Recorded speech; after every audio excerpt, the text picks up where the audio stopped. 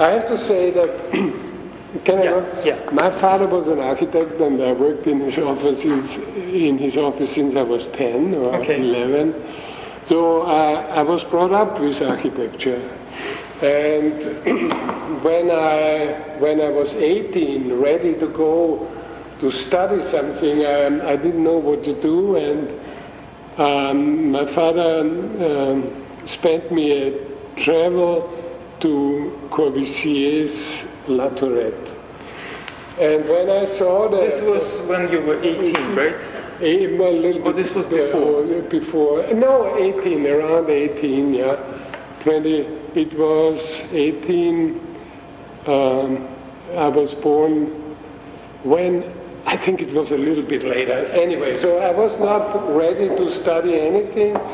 I saw La Tourette and I saw this chapel, yeah, in front of the cathedral, plugged on the cathedral and the light tubes, and I was really touched by that, and I thought, if this is architecture, I want to be an architect. So this is the story. And then I went to the technical university, that little... But you graduated AA in 1968, right? No, I graduated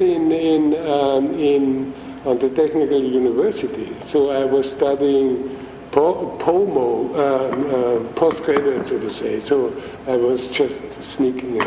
But AA, as far as AA, you went in, I think, 66 or 65? Yeah, I was there, but just to study a little bit, and then we had seminars there, and then you graduated in 68, right? 68. Yeah. And then immediately you started Kochimobla. Yeah, in May 68. But did you work for anyone else before that?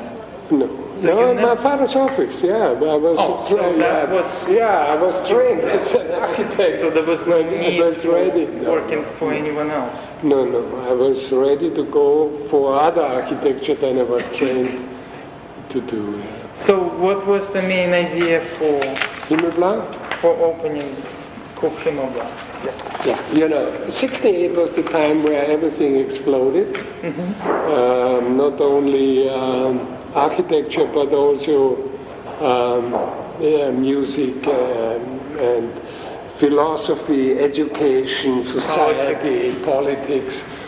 And in 68 there was the French Revolution, the students on the street, and power to the fantasy. This was our motto, yeah, and music actually, and we wanted to be as famous, as rich and as famous as the Rolling Stones. So we didn't name ourselves Briggs and Struczynski.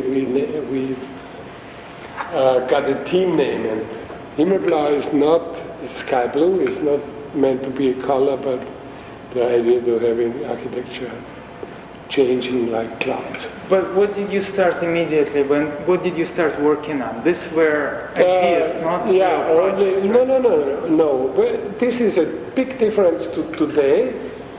Nowadays, every young architect wants to get paid for a project, and he wants to have a program to develop. We found that we wanted to change architecture, radical and now. But so you're saying now architects want to get paid, they want to get a client and get a...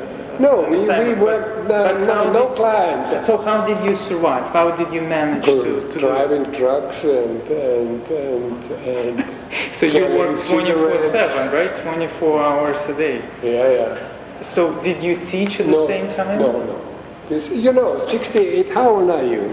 I'm 30. Yeah, see, this is 40 years ago, so you were not born at this time. It was easy to survive by research programs. We did a big research about future living and things like that. So we survived, as you can see. As an example, we survived. Not great, but we survived. And we didn't do competitions, and we didn't ask for clients. So can you take me through the evolution of your of your office. What was your first project? I think the first one was... Will you stay here? Yes. Yeah, you will see. But the first project was called Cloud. Himmelblau and Cloud, sky blue and cloud, as a synonym. Yeah, it was meant to be an apartment building, but for a new way of living. Yeah, movable platforms, pneumatic structures, spaces which changes with your heartbeat. So this is an inflatable project, and this is something that you came up yourself. Again, there was no client, there was no... No, there was no client, no nothing. We just said, okay, living in concrete houses is over, is done, forget it, this is how future will be. And the very first project that got built was... a long time, it took us more than 10, 15, 20 years. So all this time... small projects like bars. It's a Viennese tradition. So how many people worked in the office during those years? Was it just few of you? Yeah, five. So this was... It depends. And so what kind of work did you do on the side? You were still, how did you manage to survive? If you didn't have clients, I understand if it was for 1 year, but you're saying... No, for 10 years. Okay, we got some research work, no one knows. But we did research about forms which forms influence the mood of the people in which way. So we did a very psychological, medical study about forms. So I know that the blobs are very good for relaxing. So tell me about your office right now. You said you have 150 people, and how many projects you have in the works right now? Right now, around 25. 25 projects all over the world. Yeah. And what is the percentage of the projects that got realized over the years? Over the years, it's 1 to... you can calculate it. We have 380 projects since 40 years, and built 80, around 80, I think. I don't know. So right now you're not working on competitions? Yeah, competitions, so but invited competition. But this is not included in the 25 project. Okay. The 25 projects are going from a very small little church to a big stadium in China. Yeah, you are originally from Vienna, which is a very beautiful and very charming city. Is your architecture trying to oppose that notion? No.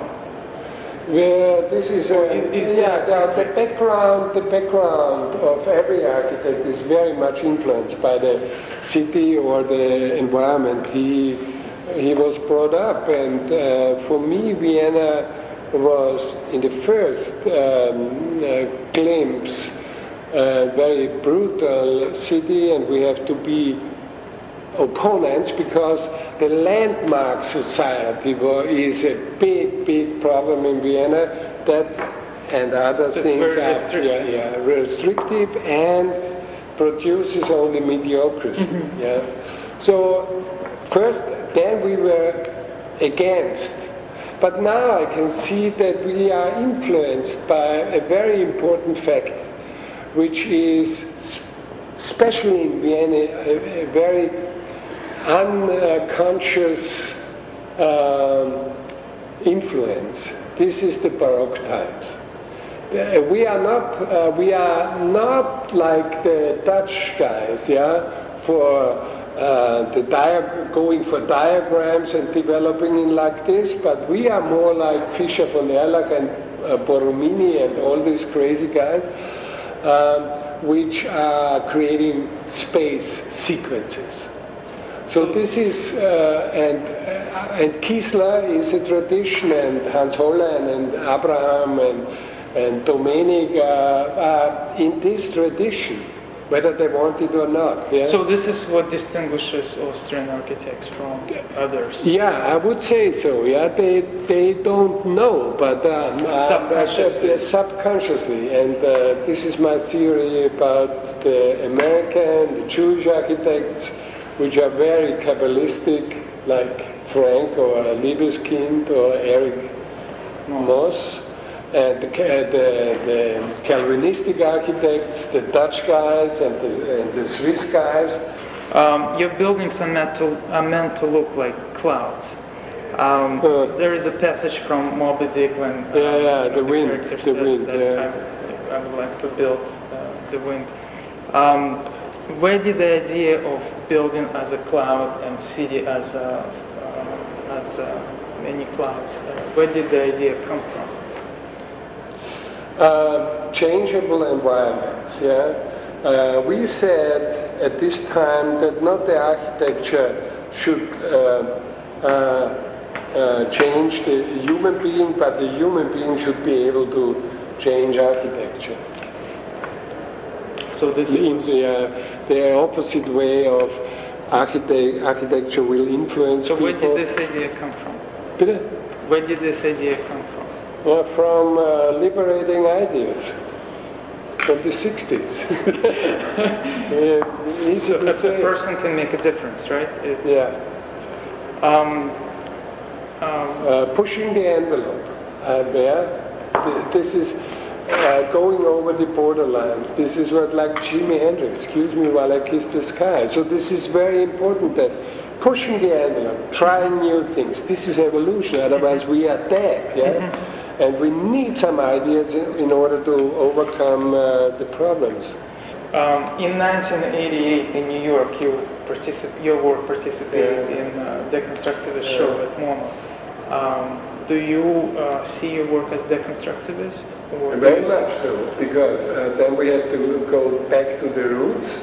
Derrida, from where this deconstructivism word is coming from, is very related to Freud, and Freud is Viennese, a guy, and he is very related to me. So working with the subconscious is a very, very important thing in the beginning of our work. So in the middle phase, in the late 70s, beginning of the 80s, late 70s, mid to late 70s, we started to work intentionally with the subconscious. So can you give me an example? By destroying the rational way of thinking in the moment of design, by drawing with eyes closed and looking into other methods which could liberate space from rational and economic and structural refines. Yeah. So how do you work right now when you get real projects? Is it similar or is it very different? No, it's not different and it's not similar. It's the way of development, a bigger project. The shape and the form, the imagination is still influenced by other things than architecture. You will see it in the lecture. I'm talking about form, shape. So I forgot Brancusi. Brancusi as one of the influential references in my life. So the idea of taking off. Yeah. No gravity. No gravity. No columns. No columns, right. Gravity, no thank you. This is the last question. You are essentially a rebel, right? You are rebelling. Yeah. Why do you think that's what architects do? Architects or artists, why do they rebel? I think the duty of every architect is to finish the Tower of Babel. Yeah? Mm-hmm. And Babel was not finished because of authoritarian advice. In order to finish it, you have to be a rebel.